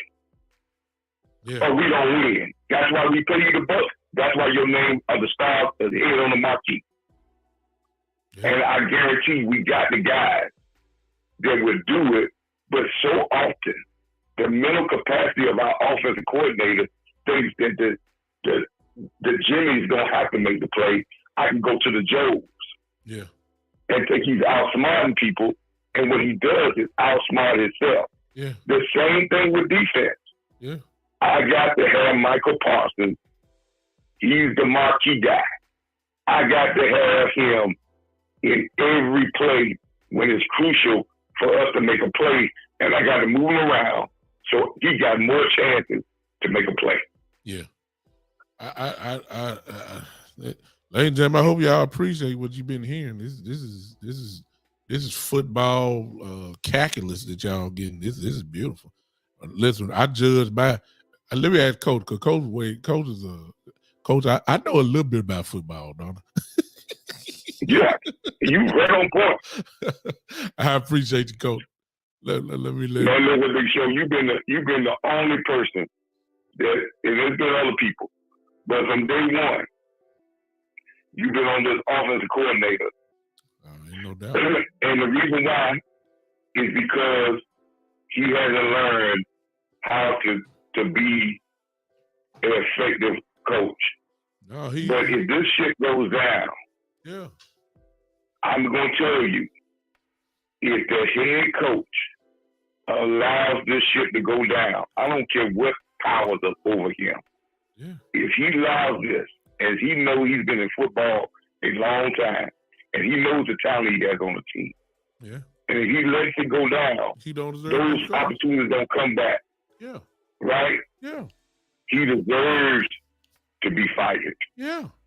The seat will get, look, ladies and gentlemen, look, the coach is already on. I told y'all this the other day. If the Cowboys lose tomorrow against a backup quarterback, they beat our backup quarterback, well, I'm looking, we supposed to be there. I don't care nothing about Philly. Let me tell you something. If they don't beat them tomorrow, the seat of Mike McCarthy had just turned up about 25 notches. It's really finna get hot. I'm gonna tell y'all that right. If it ain't already hot, I'm telling y'all, this was getting ready to go down. They got to win tomorrow. It's just the bottom line, man. You got to get physical. Appreciate you, Coach. Thank you, man. I appreciate it, man. I appreciate you, Big Show. All right, now we'll catch it. Hang on, Coach. You might have to call back in a minute. You just never know. All right, man. All right, now. Let me tell y'all this, and really, this is what I was going to close with, but I think this is the perfect time to say it. Coach had already beat me to the punch by talking. Ladies and gentlemen, listen, we got 7 Pro Bowl players. Hello. I don't care nothing about it because it's a fan vote, and the peers, I believe the peers voted them in this year too, as well. Let me tell you something. When you got that many Pro Bowl players, it's time for them to step up. I'm sorry. Let's go down the list. Offensively, I ain't worried about Zach Martin. Zach Martin gonna be Zach Martin. I know what he gonna do. That's a Pro Bowl player. Tony Pollard been doing it all year. However, His is a little tricky because his output is in the hands of Kellen Moore. And I'm going to remind y'all one more time because I'm still shocked from last year. When he was healthy and everybody knew, they said it in before last year's playoff game, we need to get the ball in the hands of Tony Pollard. He only got it 4 times in the playoff game. That's Kellen Moore. So that's what I'm saying. It's kind of tricky. I don't know what Kellen Moore gonna do. I'm sorry. He done took all my hope, not my hope. He done took all my confidence away in him. I don't know what he gonna do. See that's why I'm that's Tony. The other Pro Bowl player is let me see, is Zach Pollard. Who's my other Pro Bowl player on offense? Is that it? Zach and Martin, Zach and Pollard. Let me think real quick. Tyron, no. Biotis, no. McGovern, no. Tyler Smith, no. Schultz, no. Dak, no. Zeke Elliott, no. Okay. All right. That's it. That's there for that. Turpin, who I feel is going to bust a couple before this is all said and done. I just feel like he is. He's getting so close. He's dangerous. But that's all dependent upon how well our defense plays. If we get 3 and outs and they're kicking from their 30, you increase the chance for Turpin to get the ball. All kickers kick the ball through the end zone now. So it's the chances of him really getting a return, from the kickoff coverage is, probably it ain't too high. Punting the ball, however, that's where he can go ahead and rip this thing open. I'm expecting him. I ain't really putting it on him. Defensively, Diggs, Parsons. I gotta have it. I'm sorry. And Diggs won't get too many opportunities because they're not gonna go his way. Parsons, I gotta have it now. He is the game wrecker. We ain't questioning that. We know. I need him to wreck some games up now. It's time. D-Law, Pro Bowl this year. Listen, D-Law has been excellent this year. He's been excellent. It ain't showing up in the sacks per se, or like not a double-digit sack year. We ain't talking about that. His impact on the game in the run game has been flat out dominant this year. I need him to crank it up. I'm missing a player. Who am I missing? We got 7. Let me see. I'm missing somebody. Zach Martin. Who am I missing? Zach Martin, Tony Pollard, Turpin, Diggs, Parsons, D-Law. I'm missing somebody. Who am I missing that made the Pro Bowl this year? Y'all help me. I tell you, I had this in my head. I'm missing somebody. Who I miss, y'all? Somebody help me out. I missed somebody. But anyway. Hey, yeah. Oh, yeah. My guy on here. Listen, I am on a show tomorrow morning at 9:30 with this gentleman right here. We call him Jake the Snake. He has the Snake Sports Podcast tomorrow. No, Donovan Wilson did not make the Pro Bowl. Donovan Bryan did not make the Pro Bowl this year. He should have, but he didn't. I'm missing somebody. But anyway, Jake, I will be with Jake on tomorrow. This gentleman that you see right here. Tomorrow morning, I'll share it. Oh, Wilson as an alternate. Okay. Well, Donovan gonna do what he gotta do. I ain't worried about him. He's a missile. That's who I need. Jake, I will be with Jake tomorrow morning, y'all. Oh, exactly, Kermit. Exactly. How could I forget CD Lamb? That's who I'm missing. It was CD Lamb. Well, that's definitely another one. Since we like to throw the ball all the time, I think CD has shut down this talk about being a number 1 receiver. You gotta give CD major league credit. Listen to this, y'all. He had 1,000 yards last year, but that was with Cooper and Gallup and Cedric Wilson. Who he got this year? Hello. Who does CD have this year? Because Michael Gallup ain't Michael Gallup, really. Matter of fact, he ain't getting the ball a lot. Okay. So it ain't him. Noah Brown is, that ain't. Come on, y'all. So that means CD has already eclipsed the yardage, I believe, where he's almost at the yardage where he was last year. That's with Gallup and Cooper there. CD getting all the double teams, and he putting up these numbers and still got 3 games left. Oh, yeah, y'all got to shut that CD mess talk down. He is a number 1 receiver. No doubt about it. But guess what? It's money time now. He got to step up too. You want it? We got all these Pro Bowl players. I got to see, look, and it don't start in playoffs. Guess what? Starts tomorrow night. Tomorrow night. I'll be with Snake again tomorrow. So I put it on Jake the Snake, brilliant podcaster. They know everything from football to golf and everything in between. That's how bad he is. You're going to get to hear him tomorrow. If y'all come hang with me, I'll share it on my pages as well. But come hang with me tomorrow morning. I will be with the Snake Spa. I'm his special guest. I don't know why he want to bring me on, but anyway. He bringing me on tomorrow morning on his show.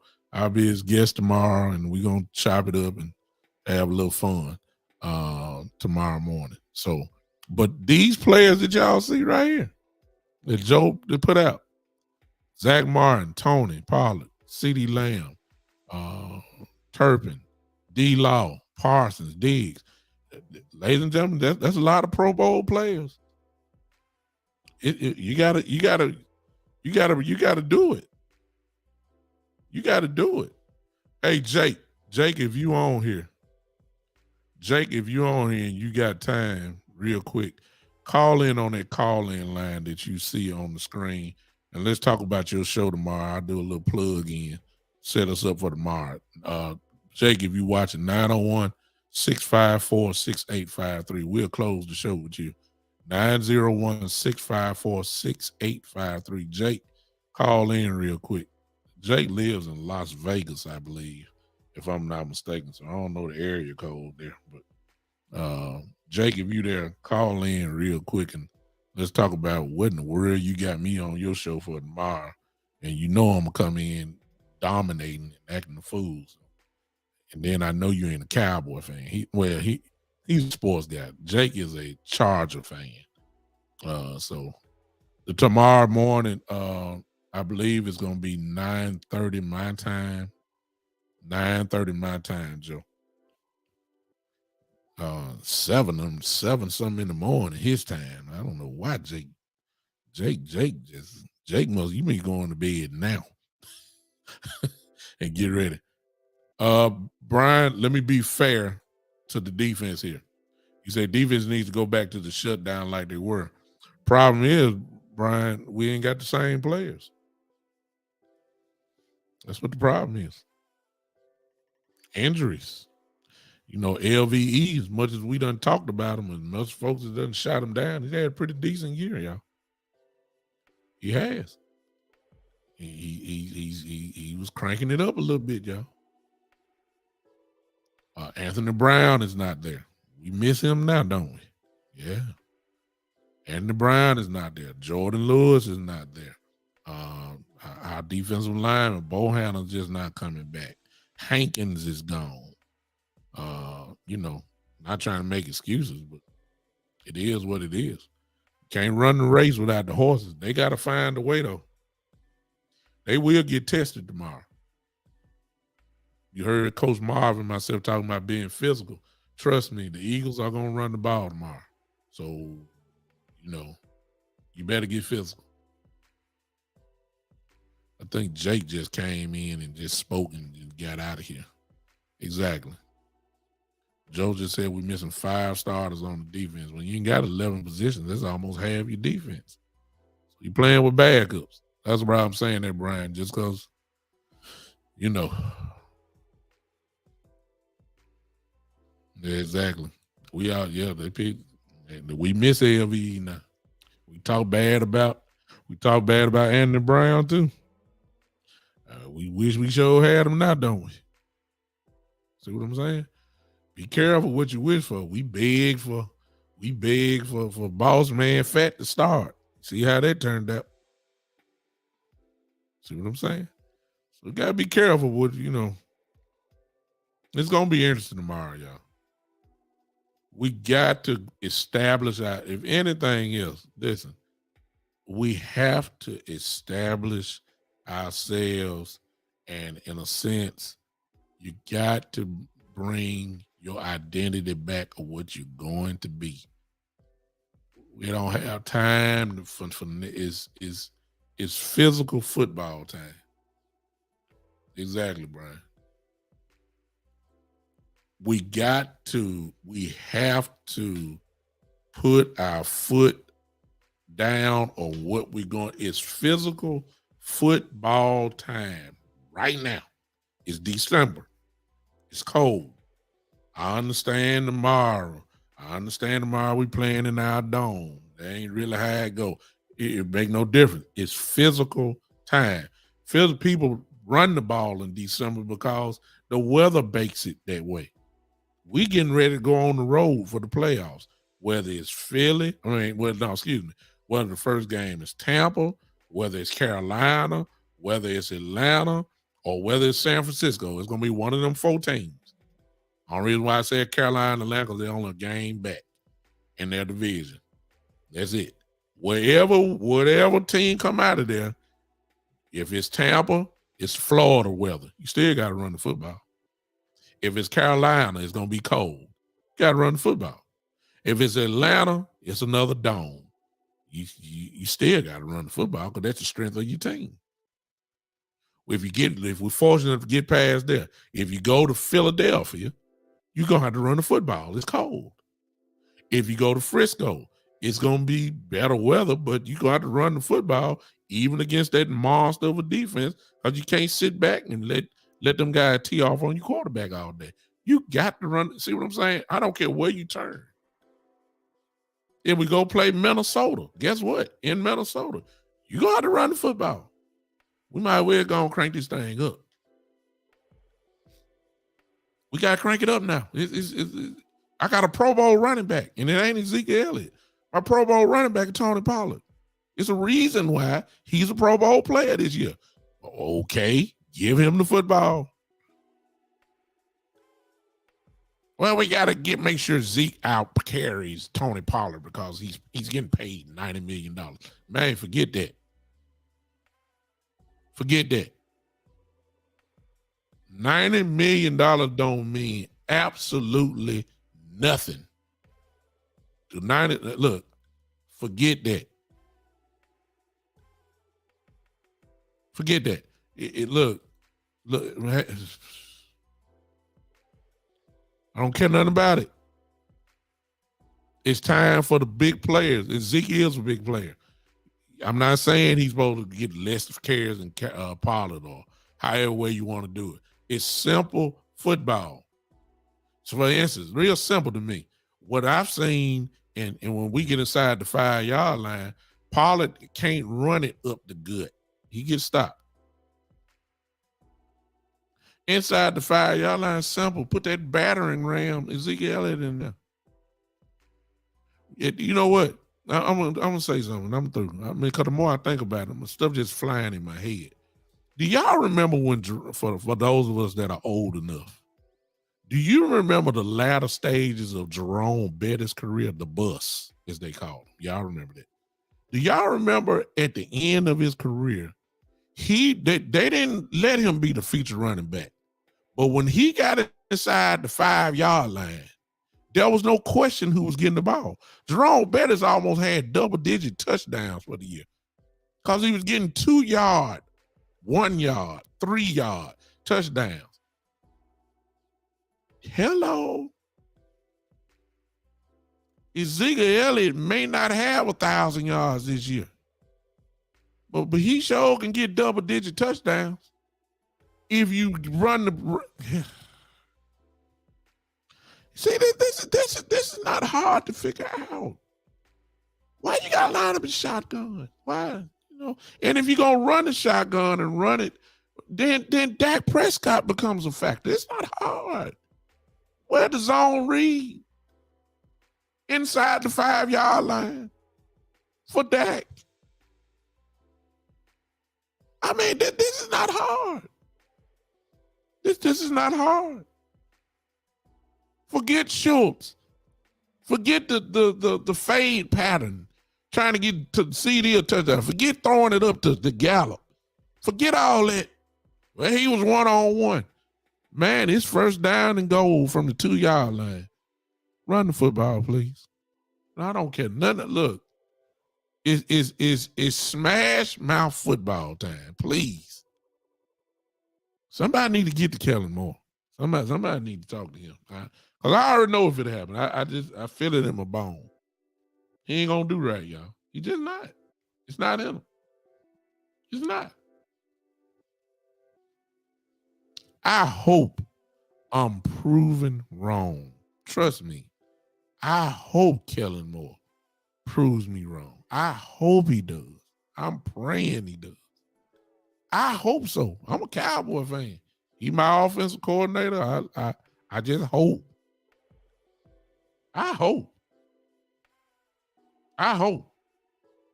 Call from. Who is this? Is this Coach again? This definitely is. Yeah, I had Come on, Coach. I see you had a question about the defense. Mm-hmm. And why we not a shutdown defense than we were before.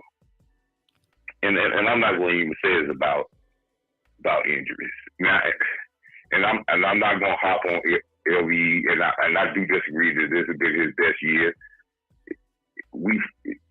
It just shows how we take one game and we go crazy about it. Yeah. He had 14 tackles in the last game he played before he got hurt. The game before that, he had 1 tackle. 1 tackle, exactly.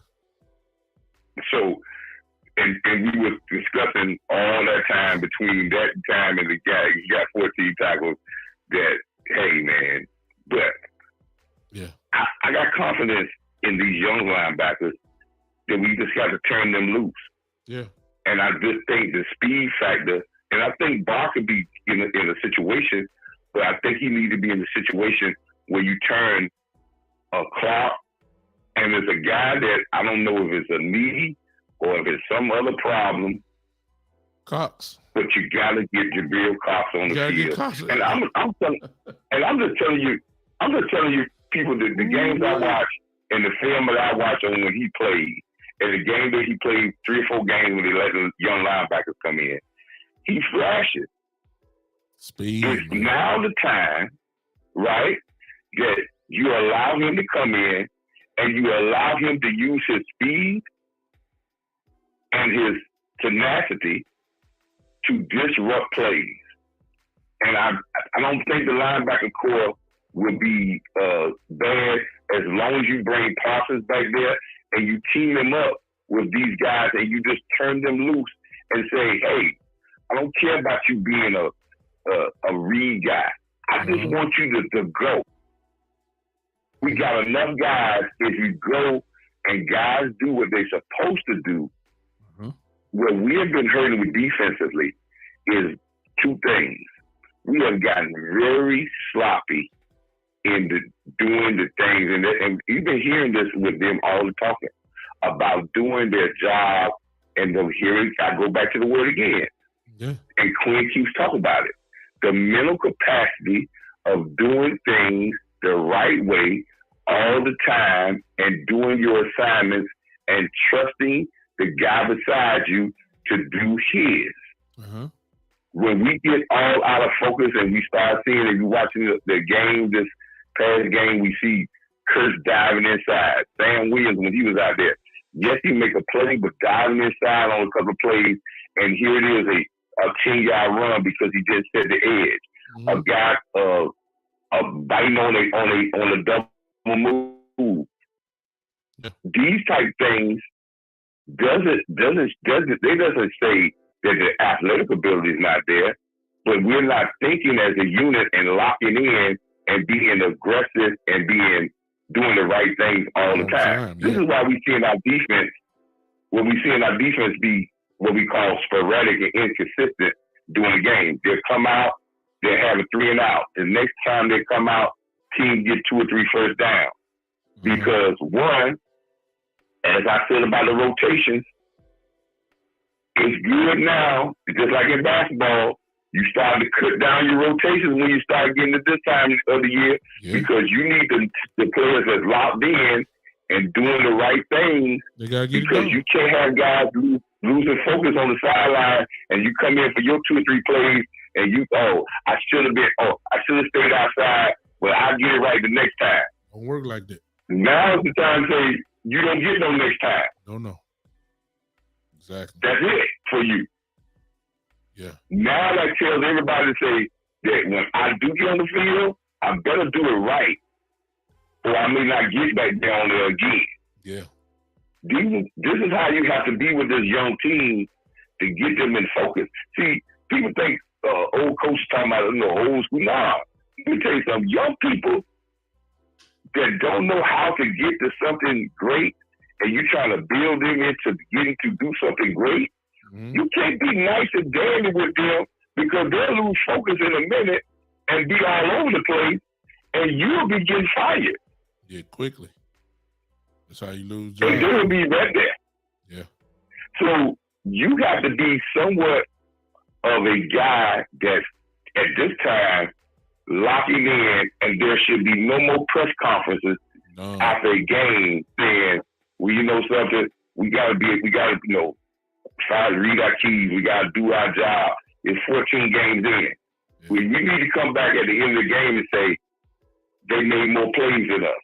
Yes, we did. I'm not saying you're going to be perfect, but they just beat us because they were better than us. Yeah. But we can't beat ourselves because we don't do the things that we did. So this is why I'm looking for this game, because they left the last Philadelphia game saying, oh, we're going to be ready the next time we see them. We're going to lock in on those type things. Because Philly is not going to beat you. Their offense is not going to beat you. Their running game is not a power running game. No. Their running game is what we call a perception and angles type game. Yeah. They depend on you not doing your job and getting sloppy in your technique, and they expose it when you don't do it. Yeah. So if you come in this game and be so sloppy, they will capitalize on your sloppiness.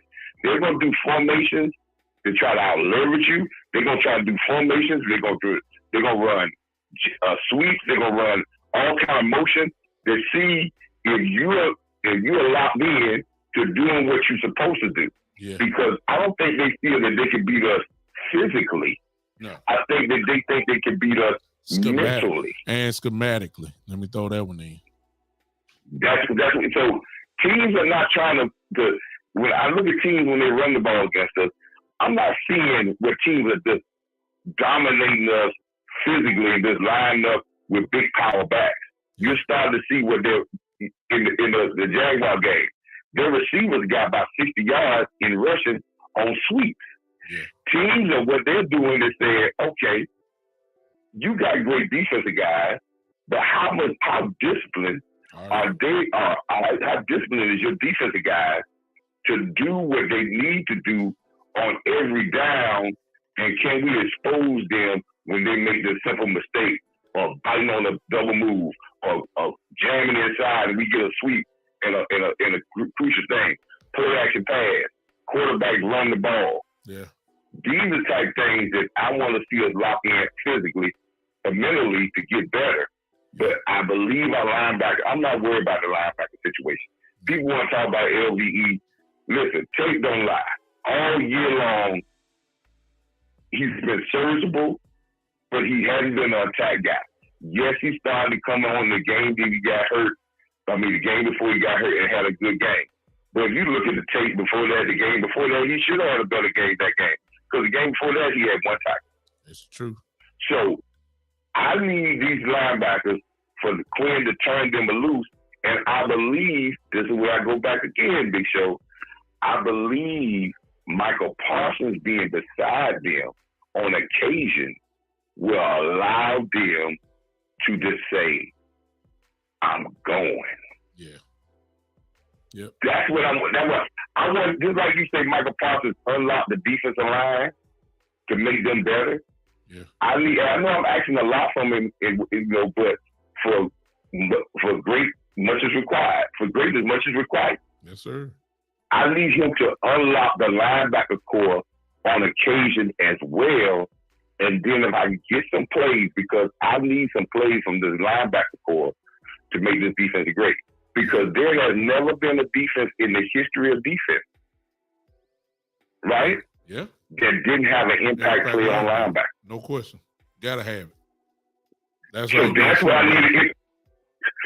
And kicking a pass, I need an interception, a tackle for loss, a big play. I'm not saying it all the time, but I need for them to gain confidence in making a big play. And I left one thing off of when I was talking earlier about the cornerback situation. Big Show, the cornerback two has already been set. Bland is starting the game when they're in their base package. Bland is playing the outside. He only moved in most teams 80% of the time they're in nickel. So when they went to nickel, that's where your third cornerback is going to be on the field between 60 to 70% of the time. So when they brought him in, they brought in Boss Man Fat to play outside, and he moved to inside.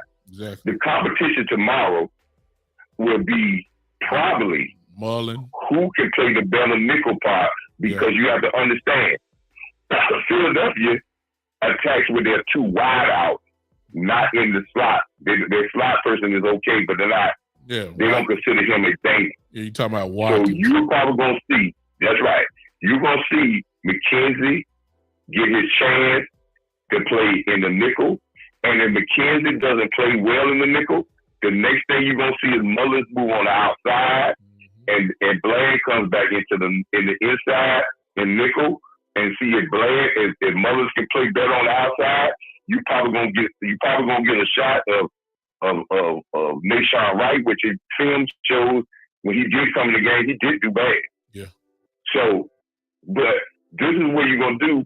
But the reason why Boss Man Fat is having a problem, if you watch him on tape, I think he got 2 passes probably against him last week, and those 2 were touchdowns, right? Exactly. But at cornerback position, people, if you ain't playing with no confidence, if you got a steady-eyed look in your face, and you're not playing with confidence, you ain't gonna make it. You like a fish out of water. Yep. So whoever plays that, I want to see them with some confidence.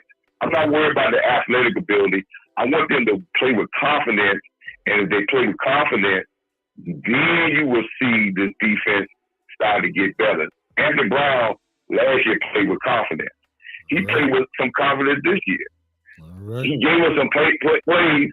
But people, when you got another cornerback like Diggs on your side, the other cornerback gonna give us some plays, because he's gonna get the majority of the targets. Exactly. But I'm not worried about this. Don't give up big plays. Yeah. I'm not worried about the slant, the outs. No. This don't give up the big plays, and this defense will be better. But every time this defense has failed, we have given up big plays. Gotcha. Coach, let me answer this last call on this other end. All right, guys. We show. Appreciate you. All right, I got a call in from a request from Dr. Jed on Podbean. You can call in. I got about 3 minutes left. I don't know if you guys can hear him or not, but Dr. Jed, go ahead and call in. There he is. I see him calling in. And what's up, Dr. Jed? What's going on? What's going on? Make your comment. I ain't got too much time. What's up?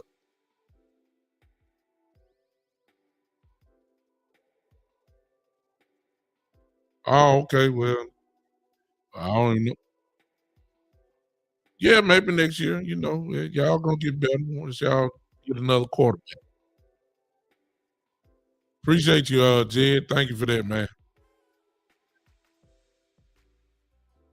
Hopefully so. Hopefully so. Appreciate you calling, man. Thank you for that. All right. That was a appreciate Dr. Jed calling in and say that he think the Cowboys gonna win. He's a Colts fan, but hey, he came in with the Cowboys pretty much. Say Coach Mar, Coach, you say somebody say you make a great coach for the Cowboys. Well, you know, a great coach sometimes it just keep it simple. What we've been saying is kind of common sense, simple things. So I don't know what the problem is, but ladies and gentlemen, I hope you were entertained. I hope you maybe start thinking a little bit differently in some areas, and hopefully you see what I see. Of course, my opinion is not the gold standard. It's just my opinion, you know. So I could have another podcast come up here and they'll say something totally different than I am. That doesn't mean that they are wrong.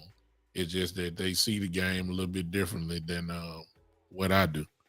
They two things can be right at the same time. Some of y'all saying we should pass the ball. Some of us saying we should run the ball. Some of y'all saying we should run zone defense. Some of y'all saying we should stick to man to man. You see what I'm saying? It's just what it is, what it is. All right. We're done. Tomorrow, all talking ends. I believe I will be with West Coast tomorrow on his watch party show. I'll be with Snake. The Snake. I'm sorry, the prediction tomorrow. I think we're going to win 27-20. 27-20. See, one thing about the offense, we scoring. You see what I'm saying?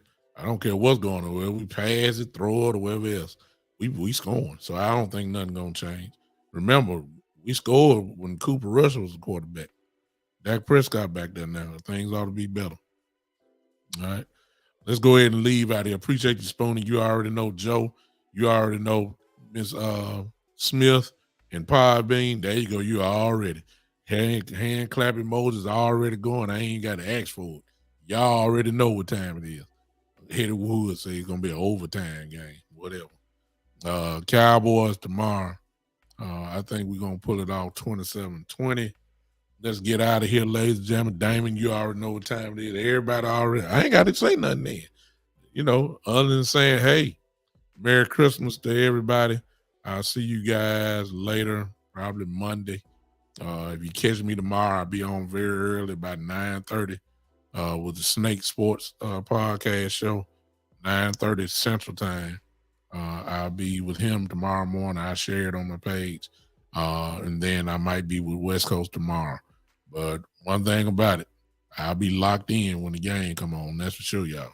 Until then, Merry Christmas, everybody. Thanks for hanging with me. This is the Big Time Show.